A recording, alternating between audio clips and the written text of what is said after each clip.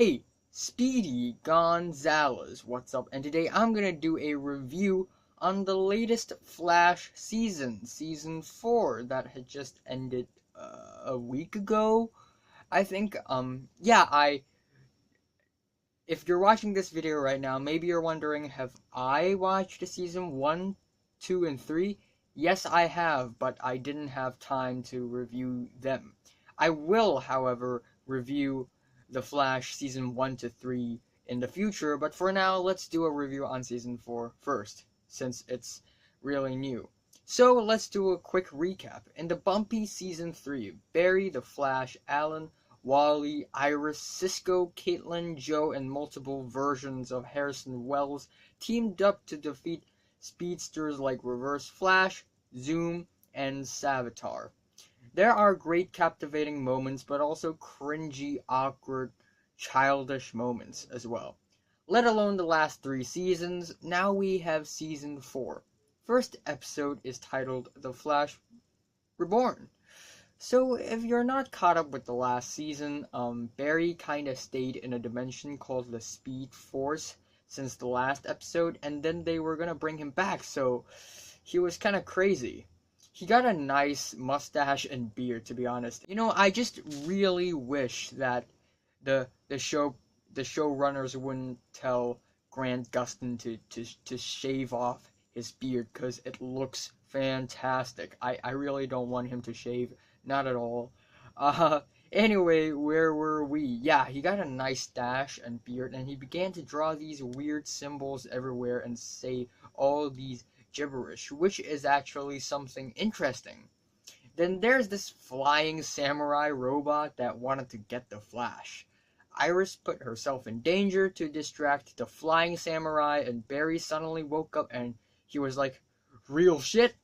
So yeah, like before the samurai came, he was like in a fugue state, but then samurai came and he's like, real shit? That's really cheesy. And I have no idea why the hell did the villain use a friggin' flying samurai?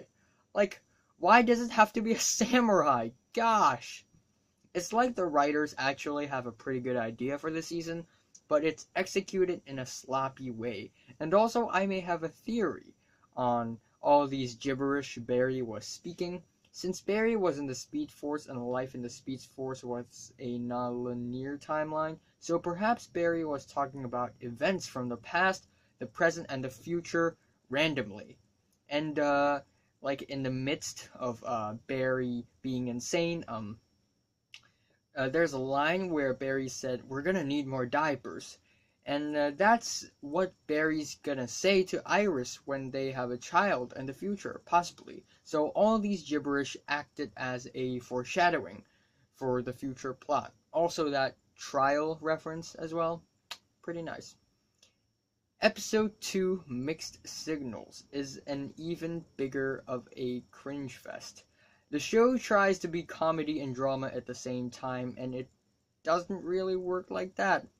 This includes Barry's rendition of Tom Cruise's underwear dance, and his fine culinary skills that would totally embarrass Jamie Oliver and Gordon Ramsay, a very awkward couple's therapy, and a couple of Game of Thrones references. Oh, Jon Snow died. Yeah, he literally said that. Oh, Jon Snow died. I'm sorry for the people who haven't watched Game of Thrones Season 5. And the villain on this episode is not interesting. Not at all. It's basically a fat dude who can control technology. And his DNA is coded with binary codes. How is that even possible? And he's going after this Asian dude who's driving and listening to some happy pop song, and the dude changed it to heavy metal. Oh wow, it's so noisy, it's so evil. Wow, metal is evil. Wow, I actually prefer heavy metal way more than pop music, but whatever. Taste is taste. And the writers still have to make all this somehow connect with the Thinker, who's the main villain, and he's playing some Scoober in the morning. I really hope that the writers would step up their game and actually write something good. And on episodes 3 and 4 and the rest, the metahumans are so hideous and cartoony, it's just cringy and stupid. A lot of the humor doesn't land. It may land for some kids, but not for the masses. Not really. And on episode 4, this turtle dude from Breaking Bad is here as Gypsy's dad, also portrayed by Danny Trejo, really cool guy. Check him out. But still, it's a really weird filler storyline, and it could go places. It could have been fun, but then it doesn't matter that much. And then there's this dirty cop who looks like Ian Curtis, but on drugs. And he stretches his body and stuff, like one of the Fantastic Four people. And the CGI is not that good either. He looks like a freaking spaghetti when he's being stretched out. What the heck? Episode 5 is even more trash. At first, it's like a sitcom without any humor that lands, and actually it is an episode about feminism. Yes, you hear me right, it's an episode about feminism. Iris, Cecile, and Felicity literally said #feminism, and meanwhile, all the male characters were drunk, except for Joe, and Joe just found out something nasty. Speaking of nasty, this episode always tries to tease us with these references and small moments of sex and violence, but overall, it's just cringy. It's like when a 9-year-old kid swears and thinks it's so cool. It's not. Episode 6 is really kind of an average episode. It's a bit worser than average. Again, the villain sucks, and Ralph, the new character, also sucks, as if there's not enough cringy jokes in the show. And episode 7 is even more disastrous. At first, the episode could have been a very suspenseful episode, because Bear was slowly uncovering the true identity of the Thinker, aka Clifford DeVoe. And Barry told everyone he was the Thinker, and no one believed him, of course. But why does it always have to be Barry who find out all of these crazy truths? Why don't the writers make everyone not believe Cisco or Joe? Let's put the spotlight on someone else, please. And why do the writers want Barry to always be this smart and righteous and just person? Why? And the ending is atrocious. Suddenly Barry went up to Clifford again, and Clifford just suddenly decided to admit that he's actually the Thinker. And then Barry ran back to Star Labs and everyone was waiting for him. And he said something like, he knows I'm the Flash. He must be the bad guy. He must be the Thinker. And everyone's like, oh my gosh, you were right. Wow. And then they proceed to talk about some other irrelevant random stuffs. Like, did the writers even care? If I were writing this episode, I would make Barry give up looking for DeVoe and make him think that he himself is actually wrong. And then suddenly the team gets attacked by DeVoe, and they find out it's actually him, and Barry was shocked that he was right, and so were the others. That way it'll be better. Episode 8 is basically part 3 of the crossover crisis on Earth X, aka that Nazi planet. I've watched all 4 parts of that crossover, and it's kinda underwhelming and mediocre, but it's also not too bad. Episode 9, Don't Run, takes for a better turn, surprisingly. In fact, I think this is the best episode of the season so far. Again, just when I thought, wow, the Thinker is kinda dumb if he's just literally randomly attacking Barry. But towards the end of the episode, he did something, and it showed that he's a lot of steps ahead of Barry, and that's actually quite impressive. And I like the plot twist at the end too. Oh my gosh. Whoever wrote this episode, props to you, because this episode might be this season's saving grace. And after a long break, it's the very famous The Trial of the Flash, except it's on TV. And this episode is directly called The Trial of the Flash. Make some interesting episode titles, please. So I'm not gonna spoil anything, but basically Barry got himself into trouble and now he's in the court. And this is supposed to be a very special episode because it's an iconic scene from the comics, and Barry is actually in a lot of trouble in this time. And before watching the episode, I told myself, I swear, if the trial gets interrupted by some meta suddenly, or if the courtroom explodes, I'm gonna be so disappointed. Luckily, that didn't happen. Also, I'm really happy that this episode isn't as cheesy as I had expected. Because in this scenario, no way will Barry win. And also, minor spoiler alert, he didn't. So I'm really happy that the show wouldn't make Barry win all the time and everything's gonna be okay, yada yada. However, still, the story is still quite mediocre. It's not that intense, and it's a bit legally inaccurate. It's like How to Get Away with Murder, which is also a show that's pretty legally inaccurate. And Cecile was the lawyer of Barry, and all she did was telling people how good Barry was of a person and nothing else. And yeah, she's a shit lawyer. I prefer Jimmy McGill. Okay, anyway, on the next episode, we have some interesting Barry Allen scenes in the prison, which I surprisingly love, but also a ton of silly, cringy ass scenes concerning the elongated man, aka that stretchy man, aka Ralph. And on the 12th episode, the Barry in prison scenes are more interesting, while the scenes outside the prison are more dumb and silly. I like how Barry had made friends with a new character called Big Sir, and he kept telling Barry that there is no hope and it's not like the movies, and I actually kind of like that. And then, as it turns out, Big Sir was an innocent man, and the man who was supposed to take Big Sir's place was the same man Team Flash was chasing after. And that man basically shrinks things and turns things into figurines. Team Flash caught the man, but the man couldn't confess, or wouldn't confess. So Big Sir was still trapped, and then in a split second, without hesitation, Barry just took Big Sir to a random Chinese village and back. And that's insane. Oh my gosh. That just came out all of a sudden. And if I was Big Sir, I would be incredibly angry about that. Incredibly. Then, as it turns out, the security camera caught the footage of Barry being the Flash and he's exposed. The 13th episode, True Colors, is a Flash episode that I legitimately think it's okay. Not that it's great, but not that it's bad either. I love how Barry in this episode is on the villain's side than fighting against them. Not that Barry had turned bad, but he's just doing what he does, which is helping others.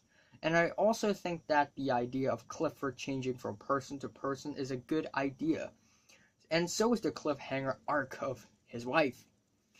And the whole shape-shifting thing is also a cool new feature to Ralph's character, although it still results in some silly humor that just doesn't land. Stop it. Get some help. The 14th episode, Subject 9, is meh, but I can see where the show is going with different new characters and the big villain, DeVoe. And damn, DeVoe's character really feels threatening now, in some ways. The next episode is titled Run, Iris, Run, and it's also one of the most infamous and controversial Flash episodes because of how patronizing it is to the character of Iris. But to be honest, it isn't that bad of an episode. Iris gets to be the Flash temporarily. However, it's not like the most special premise for an episode ever.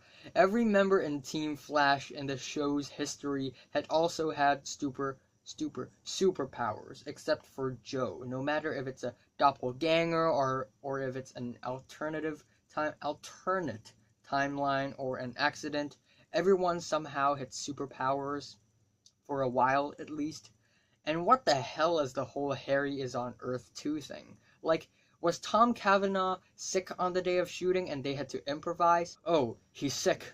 Welp, I guess we'll have to pretend that he's on Earth 2 or something. Then it's episode 16, Flashtime, which might be the best episode so far. It has another interesting premise. Basically, there's this nuclear bomb that's about to explode the next second. Barry had stopped it in a limited time of a second, but he's a speedster, so a second is like 3 hours for him. And Barry tried a lot of ways to stop this bomb, but failed. At one point, he was going to give up, but then he did something and problem solved. Problem is, there's not much suspense in this episode since we all know that the bomb's not really gonna blow up. Otherwise, the series ends here and DeVoe is still not, treated justice in a justice in after a hiatus. We have episode 17, Null and Annoyed. For some reason, the dialogue of this episode is especially cheesy. When something happened, the characters have to say it out loud to clarify what happened. And there are scenes that imply stuff, but they have to explain what does it imply just in case we don't understand. Because apparently most of the audience are supposed to be kids. Like the scene where Danny Trejo's character lost his powers and he wanted Cisco to fix that so so that he'll let him be with Gypsy. But then apparently there's no cure. Then Cisco had to say it out loud.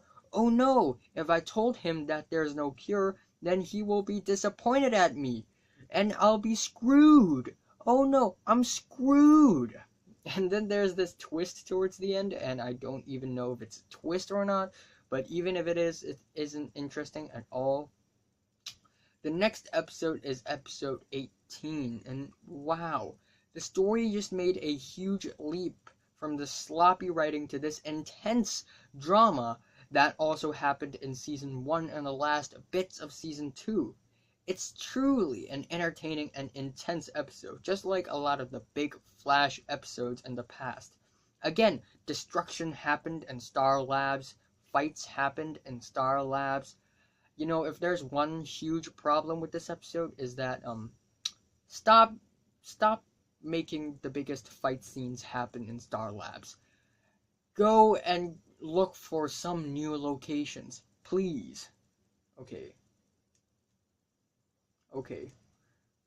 My phone just freaked out. The first half of the episode felt a bit sloppy as the humor compromises from the tension that's been built by the Thinker's plotline, but the second half just tensed up so much, and it's super devastating. And it had a dark and tragic ending, and I'm just gonna give a spoiler alert. So Barry wanted the Folded Man to bring him and a bunch of others to DeVoe's lair. And when they arrived, DeVoe wasn't actually there. Although his hologram was, DeVoe was actually already in Star Labs, so fights happened.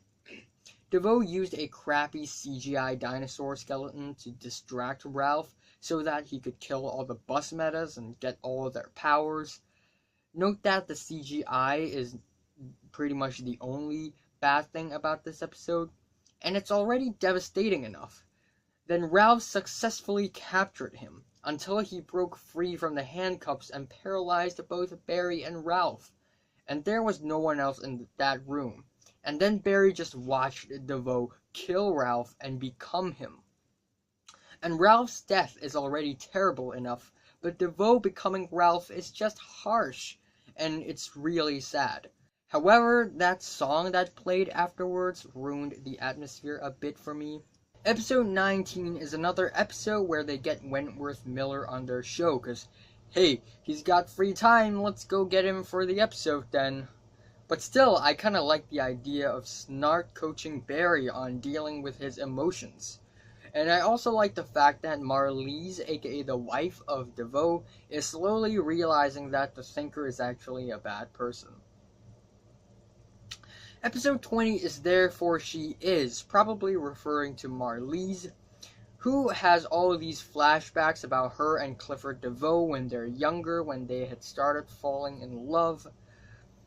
I don't mind the flashbacks, it's just that one of the flashbacks are so ridiculous and nonsensical. Someone literally scooped some red liquid with a beaker, threw it into a bunch of pipes, and clear water just came out of it, and then all of a sudden explosions and gunshots happened and people died apparently. But I also like the whole Harry losing his intelligence storyline. It's like Barry's speed outage, except it's more long-winded and sad. On episode 21, Amunet returns. Although it's still kinda cringy sometimes, this episode is still not as cringy as I've expected. And we don't see DeVoe on this episode, so I don't know. Episode 22 is already the second last episode. Oh my gosh, how time flies. I didn't see that coming. Not at all. Anyway, this episode's purpose is to set up for the epic finale. Quote to quote epic. I know. Look, although I like how straightforward and simple this episode feels, it's still quite a tame and average episode when it comes to penultimate episodes. So DeVoe broke into a facility again and tried to snatch the nuclear guy, and then somehow Cisco and Caitlin successfully got Barry to put them into Flashtime, which means they would move as fast as Barry without actually immediately die of exhaustion. And then because Marlies didn't like DeVoe that much now, Harry and Iris decided to get her on the team as well. The one big problem I have with this episode is that Harry didn't get his intelligence back, which means it'll probably happen next episode, and when it does, it's gonna feel really rushed. Either that or he somehow dies on the next episode. But tell you what, he doesn't die. The last episode. Wow. Hate to break it to ya, but it's a very disappointing season finale. It's like the writers already gave up on writing The Flash. Like, they literally gave up and just completely phoned in for writing the finale. It's a really choppy finale. There wasn't any big conflict or friction between the Flash and the Thinker. Things just happened for some reason and then that's it. You know what? Spoiler alert. So the previous episode was pretty exciting, but then this episode, why? So Barry went into DeVoe's mind apparently, and he found Ralph over there, and they wanted to go through the portal and beat DeVoe's consciousness somehow. And then there's a scene where DeVoe cloned himself infinite times, and Barry and Ralph just ran right through them while they slap all the DeVoes out of their way. And that's literally the climax of the episode, the ultimate conclusion of the season, I guess. And then this DeVoe hologram randomly showed up, and apparently it's fake. And then that's it? DeVoe's dead? Alright.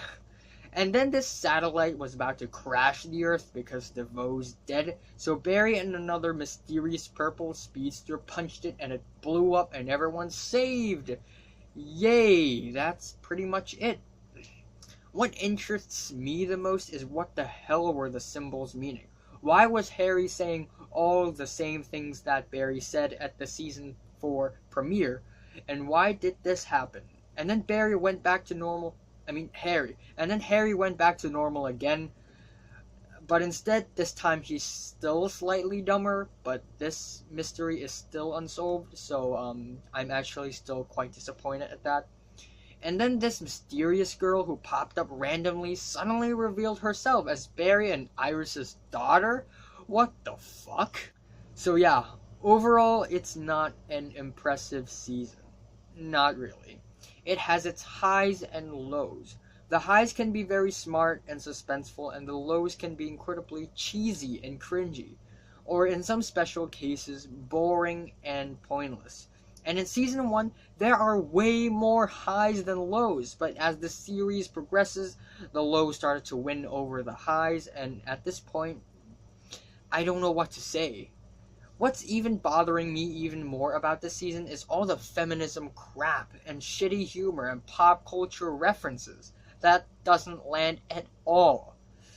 And as a whole, this season doesn't even feel complete because of that disappointing ending. That fucking ending. Oh my gosh. At least this season 3 ending is more ambitious and is more heartbreaking. I do like how the first half of the season is tied together by the whole bus meta storyline, and therefore it's a bit more cohesive and there are no filler episodes in this season. But because of that, the plot is very thinly spread, you know. So yeah, disappointing season. The best episode is episode 18, Lose Yourself, and the worst has got to be episode 5, Girls' Night Out. One of the worst episodes of the year, perhaps. I'm giving The Flash Season 4 a 6 to a 5 out of 10.